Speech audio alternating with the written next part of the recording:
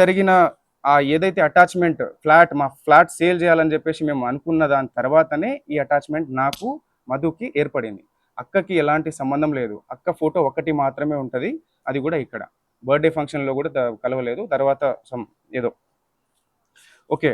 So ఆ వాసవి ఏదైతే ఉందో ఆ వాసవిలో ఉన్న అగ్రిమెంట్ పరంగా మాత్రమే మాకు పరిచయం, అంతవరకు మాత్రమే వెళ్ళు.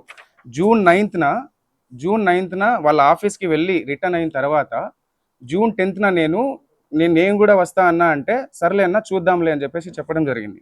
జూన్ 10న ఏదైతే బర్త్డే పార్టీలో వాళ్ళు కనిపించారో ఆ విజువల్స్ అవి, అది కూడా 12 o'clock వచ్చారు వాళ్ళు. 12 o'clock వచ్చిన తర్వాత ఎస్ఓటి ఎవరైతే వచ్చారో దాని తర్వాత వాళ్ళు వెళ్ళిపోయారు, కలవలేదు, ఫోటోలు కూడా తీసుకోలేదు ఆ రోజు అయితే. దాని తర్వాత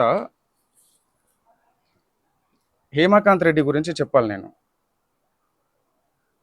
ఒక వీడియో చూపిస్తాను మీకు.